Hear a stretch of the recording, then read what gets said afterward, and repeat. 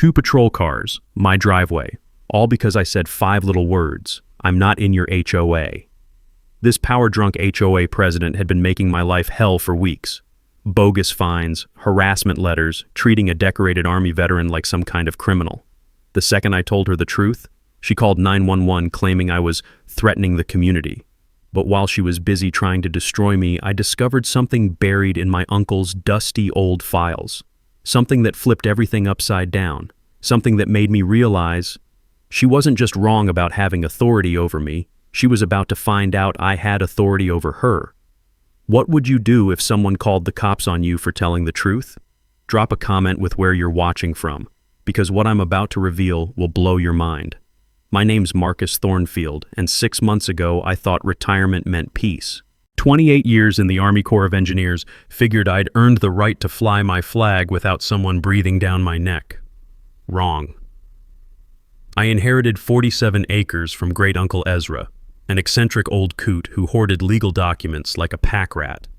His property sat in the middle of what's now Millbrook Heights, a subdivision full of McMansions and people who treat grass height like a moral issue. The 1950s farmhouse had character. Wrap-around porch with hand-hewn posts, floors that creaked stories with every step. Uncle Ezra's basement was packed with document boxes, the musty paper scent mixing with my boots echoing on concrete. I should have paid attention. Then I met Vivian Ashworth, and my peaceful retirement went straight to hell.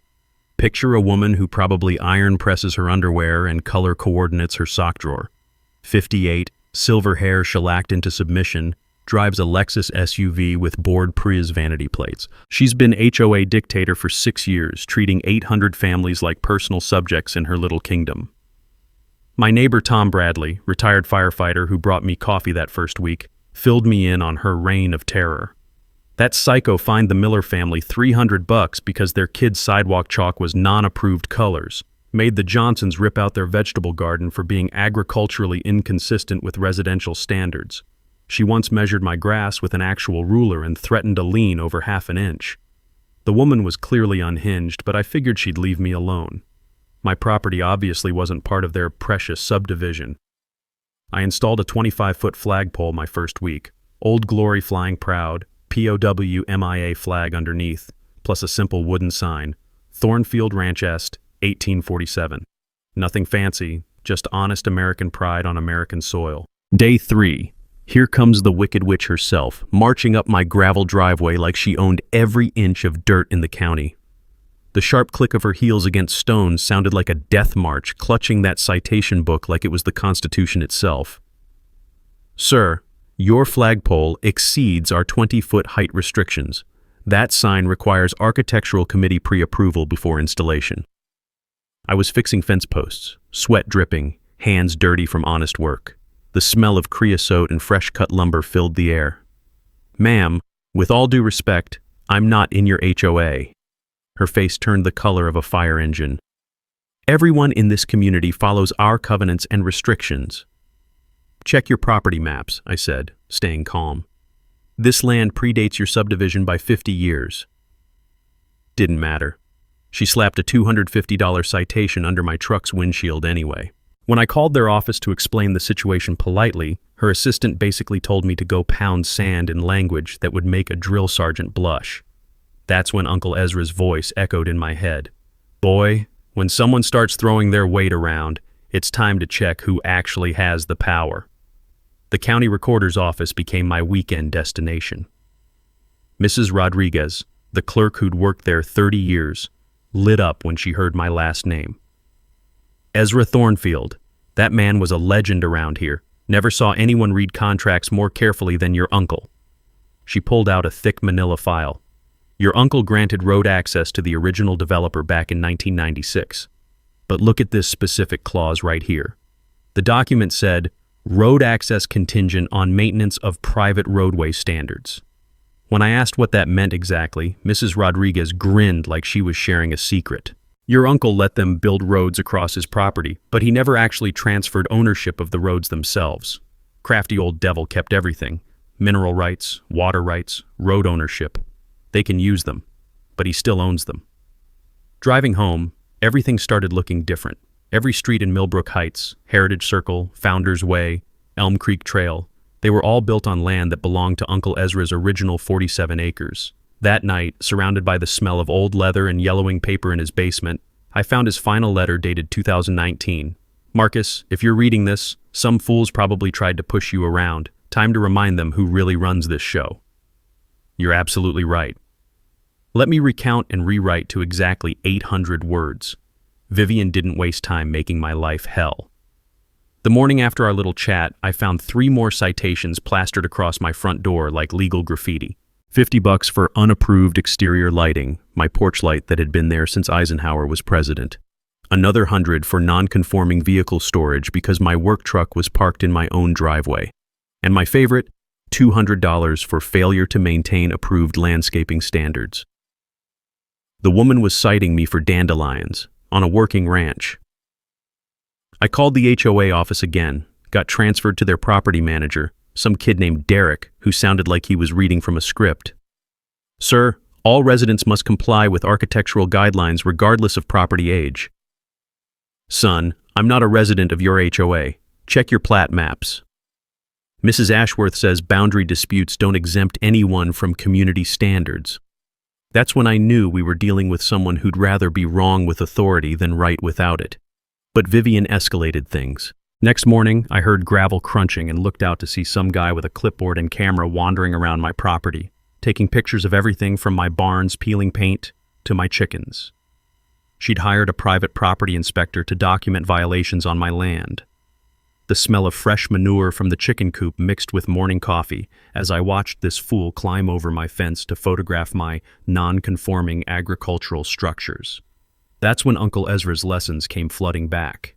During my Army days, he'd always said water rights and mineral rights often stayed with original owners, even after development. Always check what subsurface rights you own. They're worth more than folks realize. This inspector was trespassing to photograph violations that didn't legally exist, so I documented him right back, taking pictures of him climbing my fence.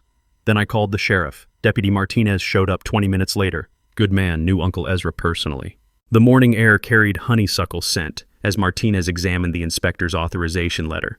Marcus, what's the problem? Got a trespasser taking pictures for some HOA nonsense. The inspector started sputtering about community standards enforcement, waving around Vivian's authorization letter. Martinez read it over, coffee steaming from his thermos. Sir, this gives you permission to inspect HOA properties. This isn't an HOA property.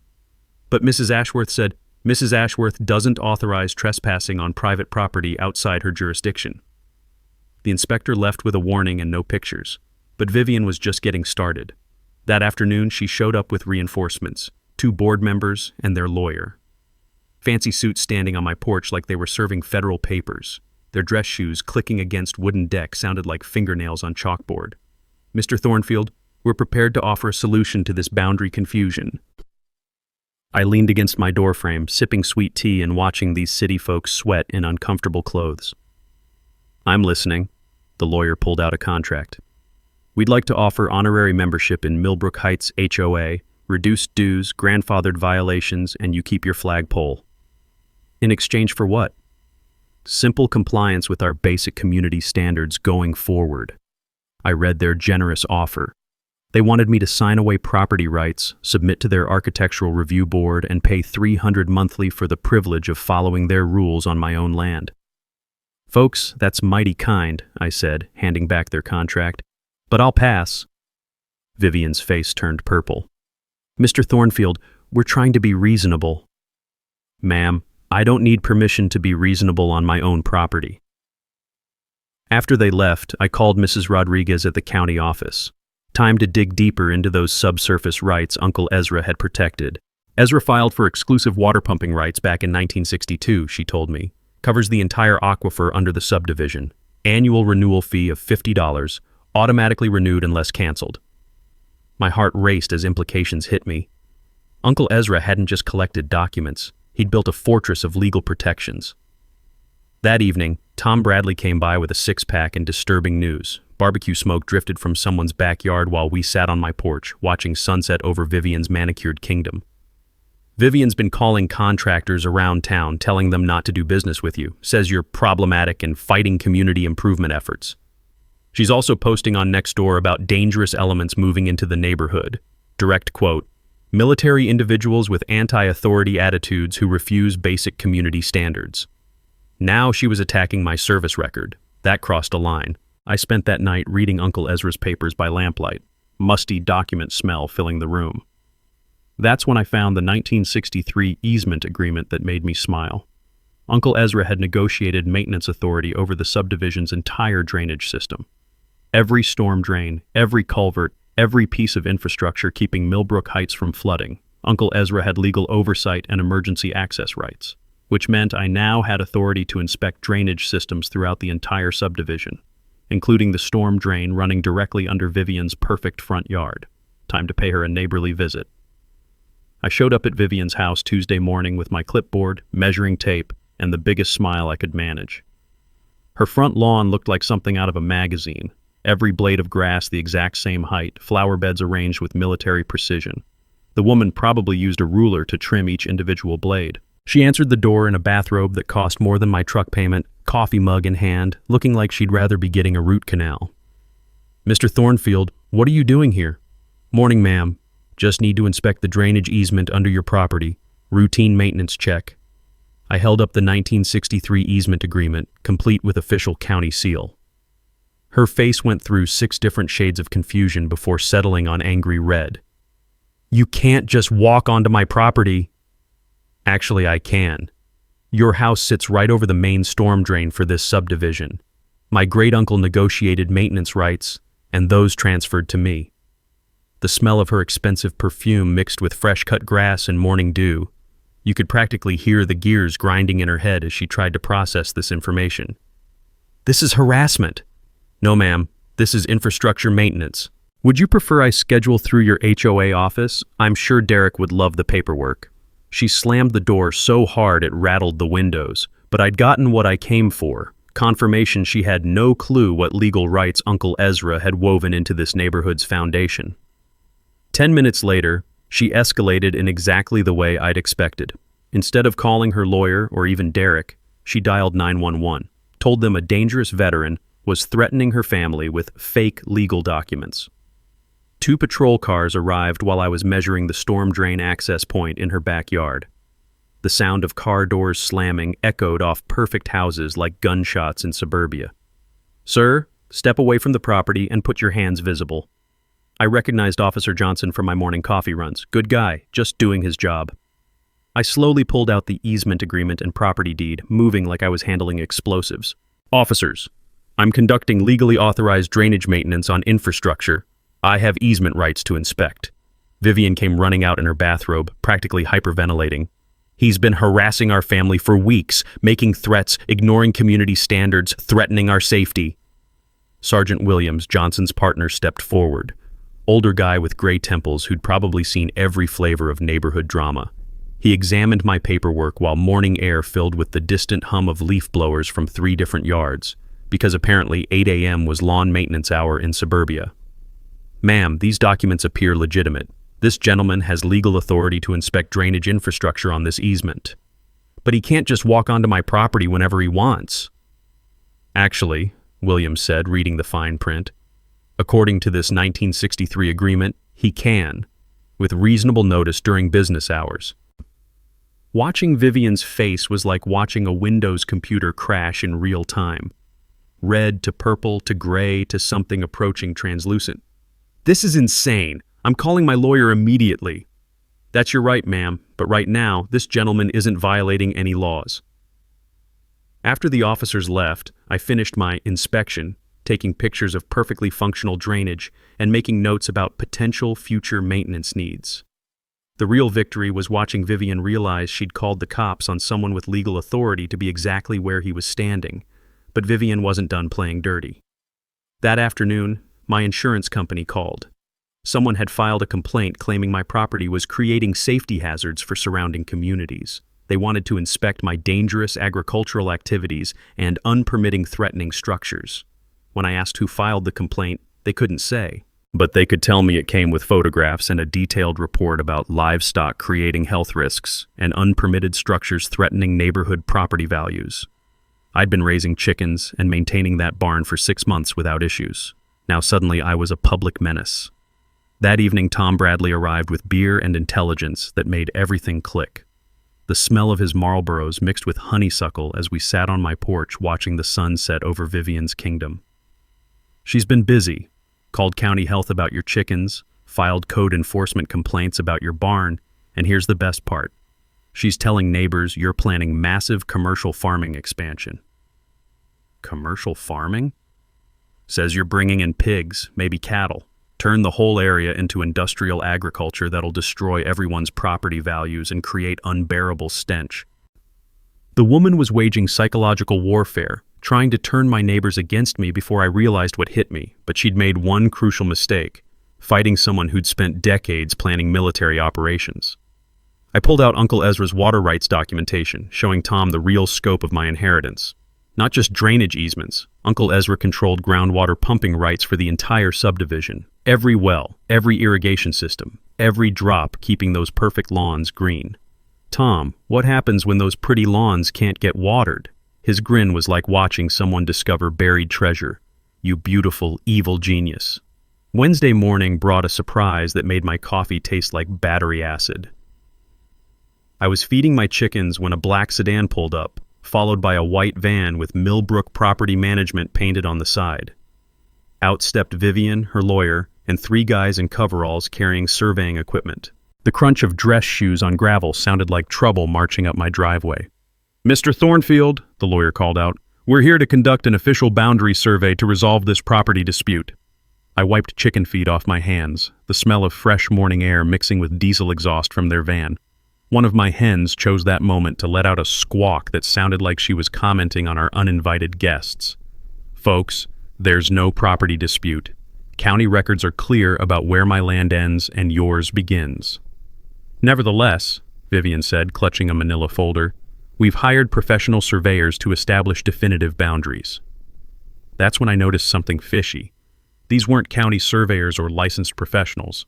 The equipment looked official, but the guys carrying it had Millbrook Property Management shirts. They worked for the HOA. I pulled out my phone and started recording. "Y'all are welcome to survey your property, but if those instruments cross onto my land, we're gonna have problems." The head surveyor, a nervous guy who kept adjusting his glasses, looked between me and Vivian like he was watching a tennis match where someone was about to get beheaded. "Sir, we need to establish accurate property lines. That might require measurements from multiple reference points." "Multiple points on whose property?" "Well, to be thorough, we'd need access to my land without my permission for a survey I didn't request." Vivian's face went fire engine red. "Mr. Thornfield, this is a legitimate boundary survey." "Ma'am, this is 3 guys with measuring tape trying to find excuses to declare parts of my property belong to your HOA. But here's where Vivian showed her true colors. While I was arguing with the lawyer, she quietly directed the surveyors to start measuring anyway. They began setting up equipment on my side of the fence line. That's when I made a discovery that nearly gave me a heart attack. I walked over to watch and noticed something that made my blood pressure spike. They weren't just surveying the boundary between my property and the subdivision, they were specifically measuring the road easements, the exact strips where Uncle Ezra's road ownership documentation applied. These people were trying to create fraudulent surveys that would prove the HOA owned the roads. I called Sheriff Martinez immediately. "Deputy, I've got trespassers conducting unauthorized surveys and attempting to falsify property boundaries." 20 minutes later, Martinez rolled up. The morning air carried honeysuckle scent and brewing legal trouble as he examined their paperwork. "Ma'am, do you have permission from the property owner to conduct surveys on his land?" "We don't need permission," Vivian snapped. "We're establishing community boundaries." "You absolutely need permission. And sir," he turned to the head surveyor, "are you licensed to conduct official boundary surveys?" The guy's face went white. "Well, no, but we're just taking measurements For what? Creating fraudulent property documentation?" Martinez ordered them off my property and warned them about filing false boundary records. But as they were leaving, I overheard Vivian on her phone, and what she said made my blood freeze. "The measurements confirm what we suspected. File the paperwork tomorrow. will claim adverse possession of the roadways based on 25 years of maintenance without owner objection. Adverse possession. I remembered that term from Army legal briefings. It's how squatters can steal property if the real owner doesn't fight back long enough. Vivian was trying to legally steal my roads through paperwork fraud. That afternoon, I burned rubber getting to Mrs. Rodriguez at the county office. She took one look at my face and knew something serious was happening. "Marcus, what's wrong?" I explained Vivian's adverse possession scheme. Mrs. Rodriguez pulled out Uncle Ezra's files and started cross-referencing them with recent filings. Someone filed preliminary adverse possession claims yesterday for road easements throughout Millbrook Heights, claims the HOA has maintained exclusive control for 25 years without owner objection. Can they do that? Not legally. Your uncle renewed his road ownership documentation every year through 2019. There's a clear paper trail of ownership maintenance. But if you hadn't shown up to contest this, they would have stolen your roads in 6 months. I spent that evening going through every document Uncle Ezra left behind, looking for anything else Vivian might try to steal. The basement smelled like old paper and righteous anger as I worked by lamplight. That's when I found something that made me realize how deep Uncle Ezra's planning had gone. Buried in a 1965 filing, I discovered he'd retained mineral rights to the entire area. Not just water and roads, Uncle Ezra owned everything under the ground throughout the subdivision: oil, gas, gravel, even clay deposits. And according to a 1987 geological survey, there was a substantial gravel deposit directly under the community center where the HOA held their monthly meetings. I called Tom Bradley immediately. "Tom, how would you feel about attending the next HOA meeting as my guest?" "Why, what are you planning?" "Just a little educational presentation about property rights. Time this neighborhood learned exactly what Uncle Ezra left me." The next morning brought a phone call that changed everything. Mrs. Rodriguez from the county office, voice trembling with excitement. "Marcus, you need to get down here immediately. I found something in your uncle's files that's going to blow your mind." I drove to the courthouse faster than was probably legal, the smell of morning coffee and fresh asphalt filling my truck cab. Mrs. Rodriguez was waiting with a stack of documents that looked older than dirt. "I was cross-referencing Ezra's property records to help you fight this adverse possession nonsense. And I found this." She slid a thick folder across the counter. "Your uncle didn't just own roads and mineral rights, he owns the entire subdivision." My heart stopped. "What do you mean the entire subdivision?" "Look at this 1995 deed transfer. The original developer, Millbrook Construction Company, went bankrupt during the housing crisis. When they couldn't pay their construction loans, the bank foreclosed on everything, including the developed lots they hadn't sold yet." She pointed to a highlighted section of legal text. "Your uncle bought the foreclosure package for pennies on the dollar. 847 residential lots, the community center, the playground, even that ridiculous fountain." The room started spinning. "Are you telling me Uncle Ezra owned every house in Millbrook Heights?" "Not the houses themselves, those were sold to individual buyers, but the land underneath them, the lots they sit on, your uncle retained ownership and leased them back to the homeowners through ground leases." I had to sit down before I fell down. Ground leases, I remembered that concept from military housing briefings. It's when you buy a house but essentially rent the dirt it sits on. Most homeowners never realize they're paying rent on land they think they own. Always check if you own fee simple or just a ground lease. The difference can bankrupt you overnight. Mrs. Rodriguez pulled out another document. "Here's the beautiful part. The ground leases were structured as 99-year agreements with automatic renewal clauses. But there's an escape clause that nobody ever reads." "What kind of escape clause?" "If the lessee, that's the homeowner, violates the terms of the lease agreement, the lessor, that's you now, can terminate the lease and reclaim the land." My hands were shaking as I read the fine print. What constitutes a violation? Harassment of the lessor, interference with lessor's property rights, filing false legal claims against the lessor. Basically, everything Vivian's been doing to you for the past 2 months. The implications hit me like a freight train. Vivian hadn't just been harassing some random neighbor. She'd been systematically torturing her landlord, the man who literally owned the ground her house sat on. Does Vivian know about this? Nobody knows. When the HOA was formed in 2001, the management company never did proper title research. They assumed the homeowners owned their lots outright.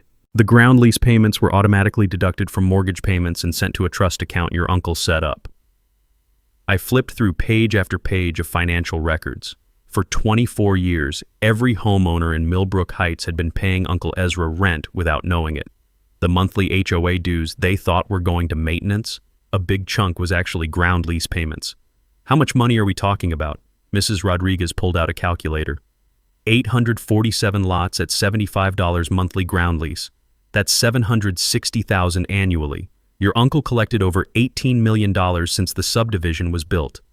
$18 million, sitting in a trust account I now controlled. There's more, she said, pulling out another folder.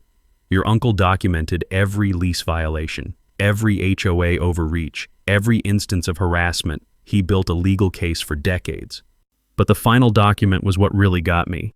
A handwritten letter addressed to me dated 6 months before Uncle Ezra died. Marcus, if you're reading this, some fool has pushed too far. You now have power to evict 800 families and reclaim $47 million in real estate. Don't use it. Use this knowledge to fix what's broken, not destroy what's salvageable. Make them partners, not enemies. Uncle Ezra had given me the ultimate nuclear option, then asked me to be the bigger man. But he'd also given me absolute leverage to demand whatever changes I wanted. Vivian could try to steal my roads or harass my neighbors all she wanted. At the end of the day, I owned the ground she was standing on. That night, I converted Uncle Ezra's old study into my war room. Maps of the subdivision covered every wall, legal documents spread across the desk like battle plans, and coffee strong enough to wake the dead. The smell of old leather from Uncle Ezra's chair mixed with fresh ink as I outlined my strategy. I wasn't planning to destroy Vivian or evict 800 families. Uncle Ezra was right. That would just make me the villain. But I was going to teach this neighborhood about respect, accountability, and what happens when you pick fights with people who read the fine print. The plan had 3 phases, each designed to escalate pressure while giving Vivian chances to back down gracefully. Phase 1, build the coalition. First, I needed real allies. I started with neighbors Vivian had victimized. The Millers who got fined for sidewalk chalk, the Johnsons who lost their vegetable garden, anyone who'd felt HOA overreach. Sarah Finley, the pediatric nurse on Elm Creek Trail, was my first recruit.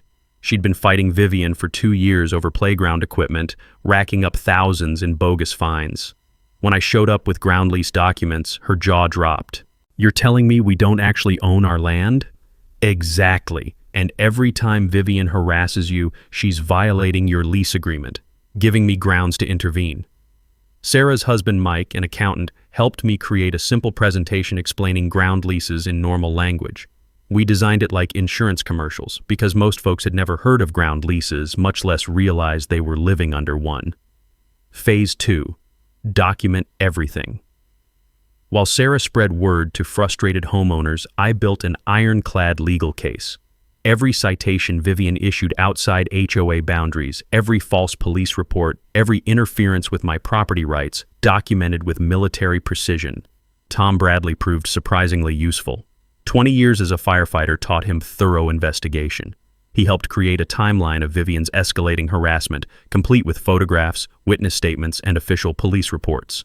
The adverse possession attempt was our crown jewel. Martinez's incident report, fraudulent survey documents, and recordings of Vivian's phone conversations about filing false paperwork.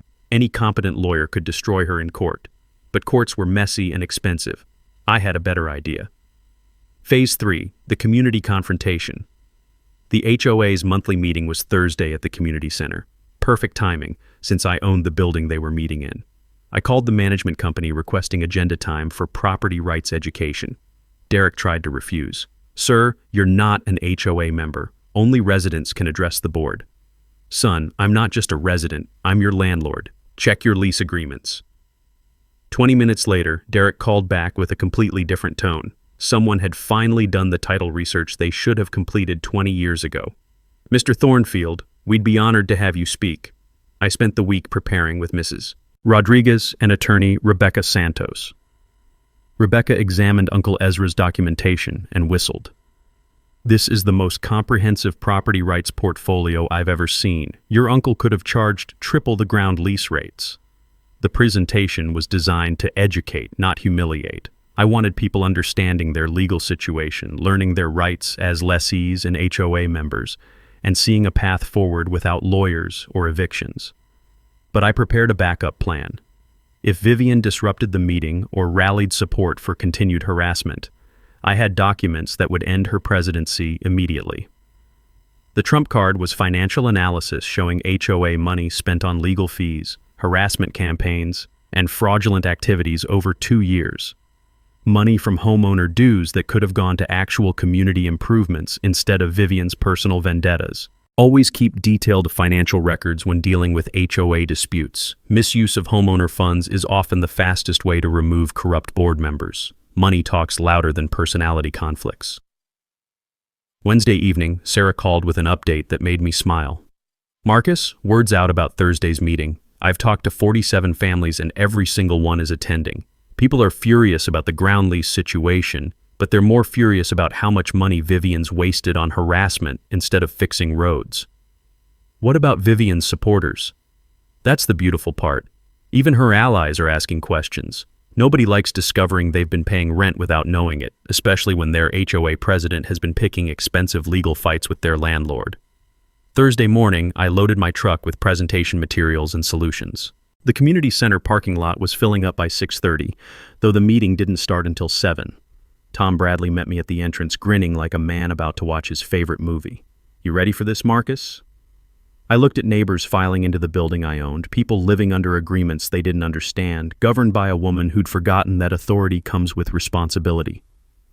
The evening air smelled like fresh-cut grass and approaching justice. "Tom, I've been ready my whole life."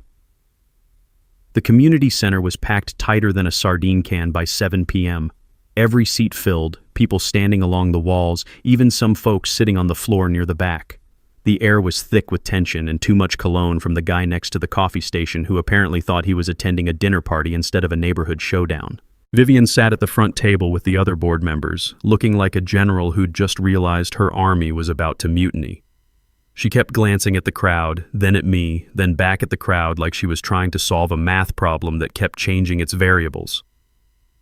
"Before we begin tonight's meeting," she announced, her voice shakier than usual, "I want to address some rumors that have been circulating about property ownership and lease agreements." Here we go, I thought. She was going to try to get ahead of the story. "Some individuals have been spreading misinformation designed to confuse and frighten our residents. I want to assure everyone that your property ownership is secure and these scare tactics are simply attempts to—" "Point of order!" Sarah Finley stood up from the third row, waving a copy of her ground lease agreement. "Mrs. Ashworth, are you saying these county records are fake?" Vivian's face went through more colors than a mood ring. "I'm saying that some people are misinterpreting complex legal documents to serve their own agenda." That's when things got interesting. Mike Finley, Sarah's accountant husband, stood up with a calculator and a stack of papers. "Mrs. Ashworth, I've reviewed our mortgage statements going back 15 years. Can you explain why a portion of our monthly payment has been going to something called Thornfield Ground Lease Trust this entire time?" The room went dead silent. You could hear a pin drop, or in this case, the sound of Vivian's political career crashing and burning. That's a management company issue. I don't handle the financial details of individual mortgage payments." But the damage was done. 47 families had spent the week discovering they'd been paying rent on land they thought they owned, and now their HOA president was claiming ignorance about basic financial facts. Tom Bradley seized the moment. "Vivian, if you don't know what we're paying for, maybe you shouldn't be making decisions about how our money gets spent." The crowd started murmuring agreement. That's when Vivian made her biggest mistake of the night. She got desperate. "Ladies and gentlemen, we're being manipulated by someone who moved into our community specifically to cause trouble. Mr. Thornfield has made it clear he doesn't respect our community standards or our authority. He's using intimidation tactics and legal technicalities to what?" I stood up slowly, my voice carrying across the room without effort. "To exercise the property rights your own legal documents granted me? You're trying to destroy our community." "Ma'am, I'm trying to educate it. Seems like there's a lot your residents don't know about their own living situation." That's when Vivian played what she thought was her trump card. She pulled out a thick folder and slammed it on the table. "Since Mr. Thornfield wants to discuss legal documents, let's discuss this. I have here a petition signed by 68 homeowners requesting his immediate removal from the area for threatening community safety and property values." The room erupted. people shouting, demanding to see the petition, asking why they hadn't been told about it. In the chaos, I noticed something interesting. Most of the people who looked confused and angry weren't upset at me. They were upset at Vivian. But she wasn't done escalating. Furthermore, we filed formal complaints with the county about Mr. Thornfield's unsafe agricultural practices, unpermitted structures, and harassment of residents. The county has agreed to conduct a full inspection of his property next week. Now she had my attention. Filing false reports with county officials was a felony, and threatening government inspection of legally compliant property was harassment. She'd just crossed from civil disputes into criminal territory. I pulled out my phone and started recording. Mrs. Ashworth, are you stating publicly that you filed false reports with county officials about my property? I'm stating that we've filed legitimate safety concerns about a property you've never been invited to inspect, using complaints you've never verified, targeting someone who's never violated any county codes. The crowd was watching this exchange like a tennis match where one player was about to get obliterated. Your property is a nuisance that threatens our community standards. Ma'am, your community doesn't have authority over my property. Never has, never will. But since you brought up legal documents, I pulled out the ground lease agreements and the foreclosure records Mrs. Rodriguez had copied for me. Time to end this dance once and for all. I think it's time this community learned exactly who owns what around here. Vivian's face went white as fresh snow. She realized she'd just challenged someone to a legal fight while sitting in a building he owned, surrounded by people who'd been paying him rent for 24 years. You can't intimidate us with paperwork. Ma'am, I'm not intimidating anyone. I'm educating them. Something you should have done a long time ago. Vivian's desperation hit peak crazy when she realized she was losing control of her own meeting. She stood up abruptly, knocking over her coffee mug, the brown liquid spreading across the table like a small flood of embarrassment. This meeting is postponed until we can verify Mr. Thornfield's legal standing. Point of order, Mike Finley called out. You can't postpone a meeting just because you don't like the agenda. But Vivian was already gathering her papers, signaling to the other board members. Security concerns require us to— What security concerns? Tom Bradley stood up, his 20 years of firefighting authority evident in his voice. The only security concern I see is an HOA president trying to silence property owners. That's when Vivian made her final, fatal mistake. She pulled out her phone and dialed 911 right there in front of everyone. Yes, I need police at the Millbrook Heights Community Center. We have an individual making threats and refusing to leave the premises. The room exploded. People shouting, demanding to know what threats, asking why she was calling police on a scheduled speaker. The smell of spilled coffee mixed with rising anger as 200 people realized their HOA president had just lied to emergency services. I stayed calm, kept recording, and waited for the inevitable.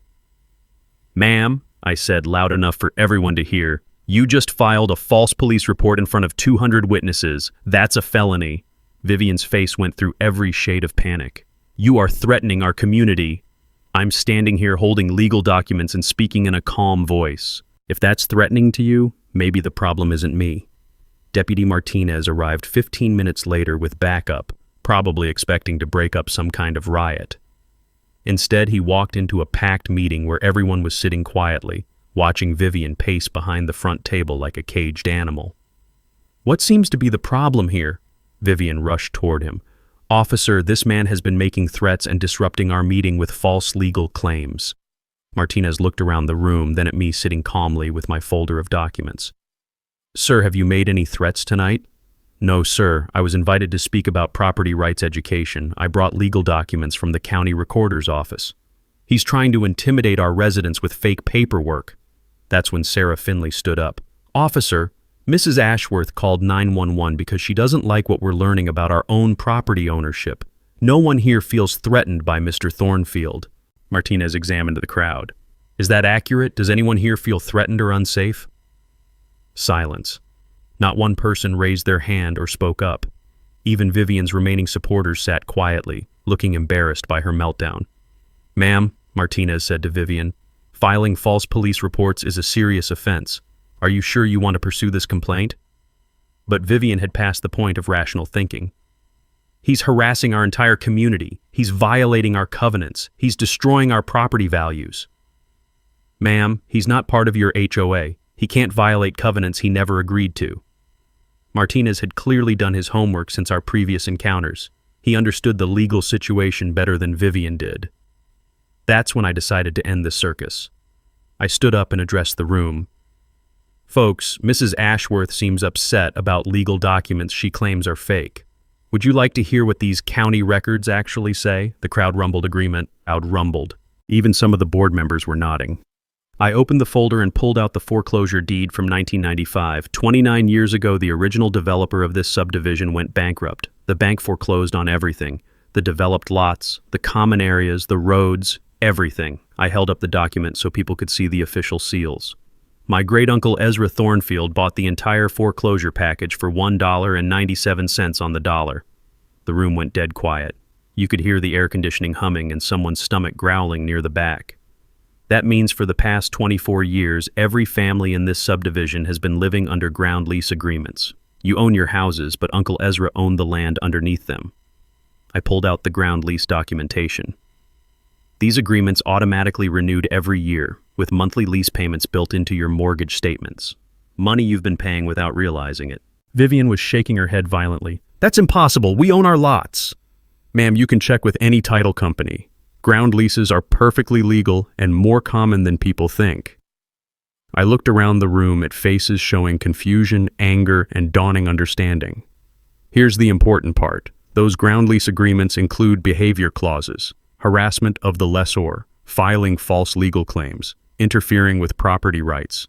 Those are all violations that can result in lease termination. The implications hit the room like a cold wave. If I wanted to be vindictive, I could evict every family who'd participated in or supported Vivian's harassment campaign. But Uncle Ezra left me specific instructions. He didn't want me to use this power to hurt people. He wanted me to use it to fix what's broken. I pulled out Uncle Ezra's final letter and read the key passage aloud. Make them partners, not enemies. The neighborhood needs a leader, not a landlord. So here's what I'm proposing. We restructure this community as a genuine partnership. Transparent budgets, elected oversight, fair enforcement of reasonable rules, and an end to harassment campaigns against anyone. The crowd started murmuring, people turning to each other, processing what they'd just learned. The alternative is we settle this in court, where lawyers will get rich and everyone else will get screwed. That's when Tom Bradley started clapping. Then Sarah Finley joined in. Within 30 seconds, the entire room was applauding except for Vivian and two remaining board members. Deputy Martinez approached Vivian. Ma'am, I need to speak with you about filing false reports. The applause died down as Deputy Martinez led Vivian toward the exit for questioning about her false 911 call, but she wasn't going quietly.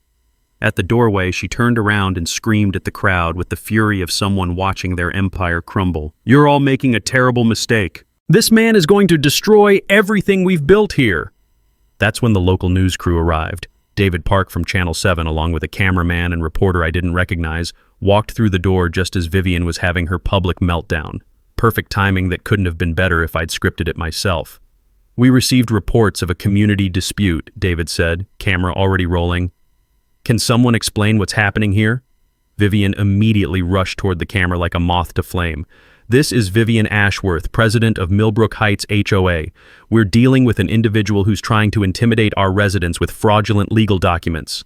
David turned to me. Sir, would you care to respond? The room fell silent as I stood up, holding Uncle Ezra's documents. The camera's red recording light felt like a spotlight, but I'd briefed enough military operations to know how to speak clearly under pressure. My name is Marcus Thornfield. These documents from the county recorder's office show that I inherited ownership of this subdivision's roads and the ground leases for every residential lot. Mrs. Ashworth has spent 2 months harassing me for exercising my legal property rights. That's a lie, Vivian shrieked from behind the camera. He's trying to steal our community. David examined the documents I handed him, his eyebrows rising as he read. These appear to be official county records. Can you explain what ground leases mean for homeowners? It means they own their houses but lease the land underneath. They've been paying lease fees through their mortgages for 24 years without knowing it. The camera panned across the crowd of stunned faces. Sarah Finley stood up and addressed the reporter directly. We had no idea about any of this until this week. Our HOA president never told us we were essentially renting our land. Mike Finley joined his wife. "We've been paying into something called Thornfield Ground Lease Trust for 15 years. When we asked Mrs. Ashworth about it tonight, she claimed ignorance." The camera swung back to Vivian, who was now visibly sweating under the lights. "I don't handle individual mortgage details. That's not my responsibility." "But you are responsible for knowing basic facts about your community's legal structure, aren't you?" David asked.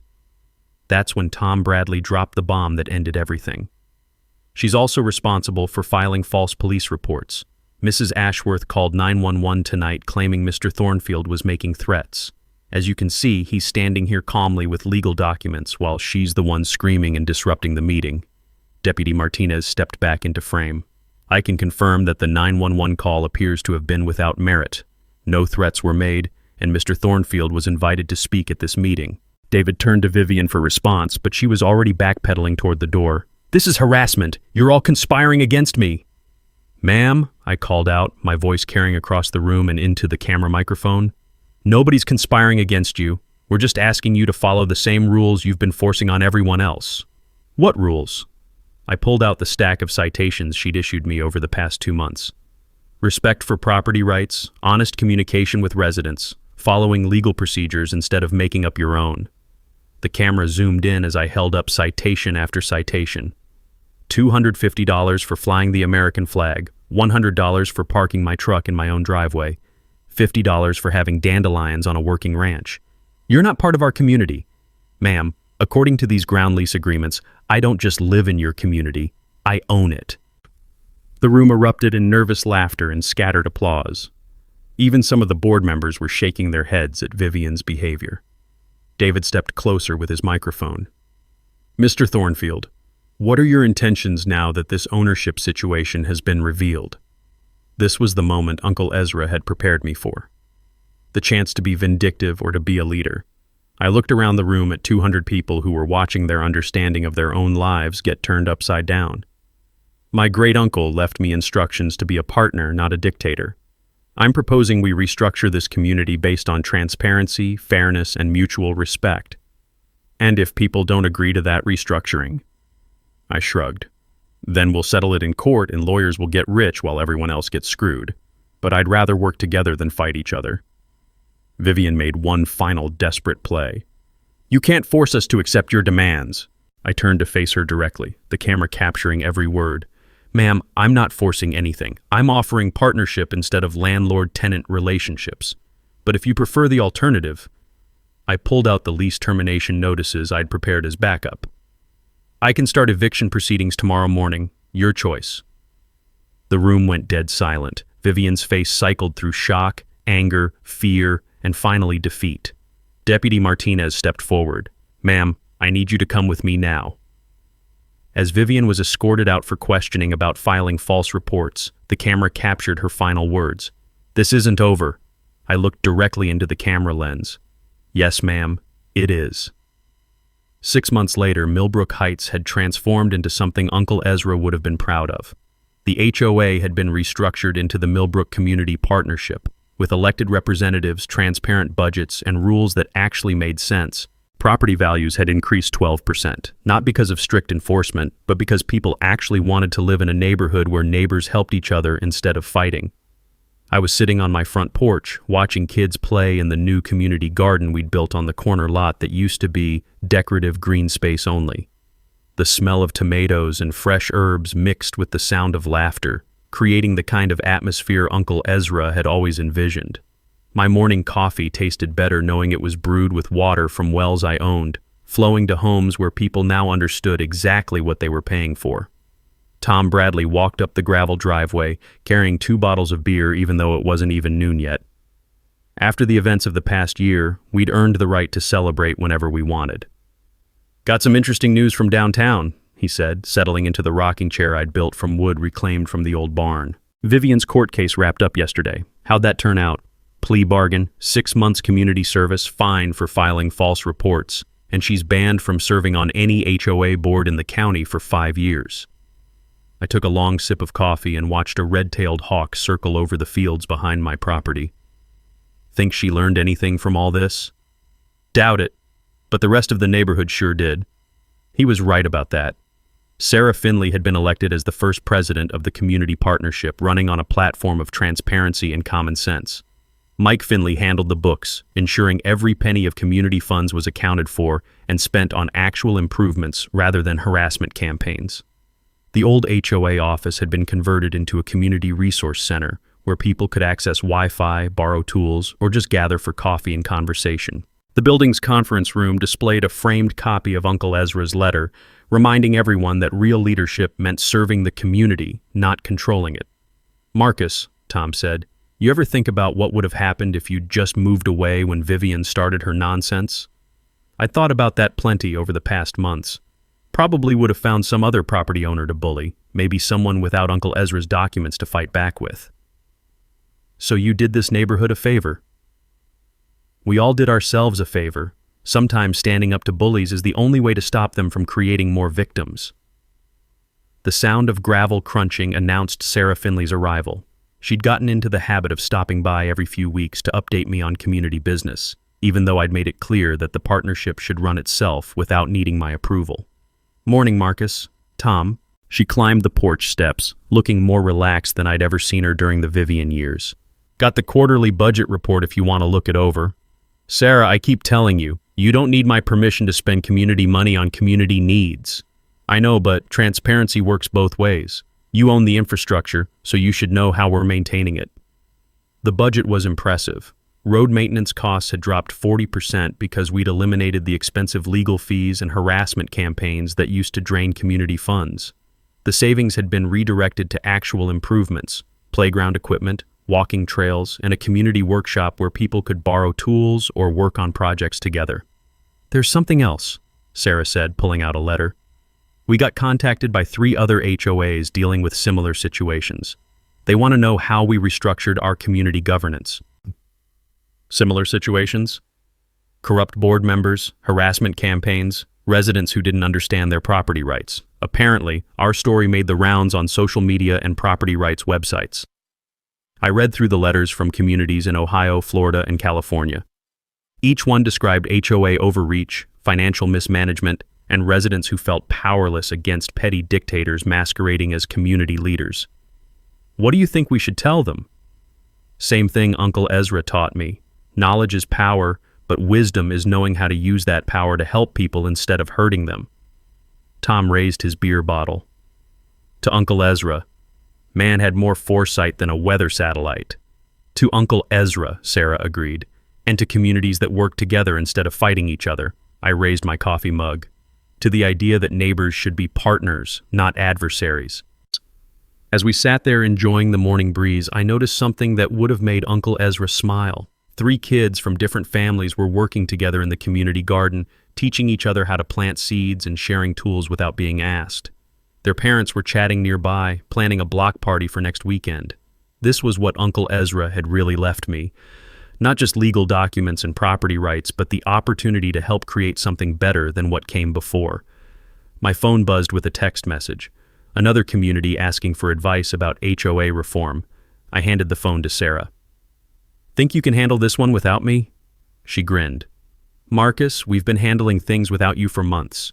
You just gave us the tools to do it right." The afternoon sun was warming the porch, and somewhere down the street I could hear the sound of neighbors helping each other with yard work. Uncle Ezra's legacy wasn't about owning property, it was about understanding that real ownership means taking care of what matters most. So here's my advice for anyone dealing with HOA nightmares.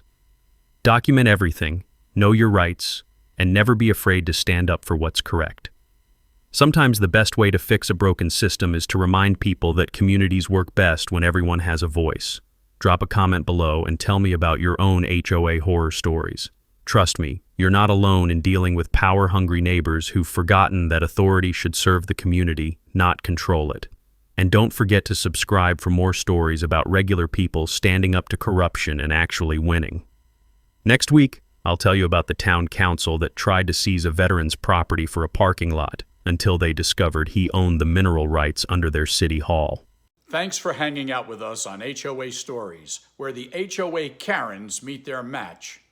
If this story had you cheering or cringing, go ahead and like the video, drop a comment with your reaction, and hit subscribe so you're ready for the next wild HOA tale.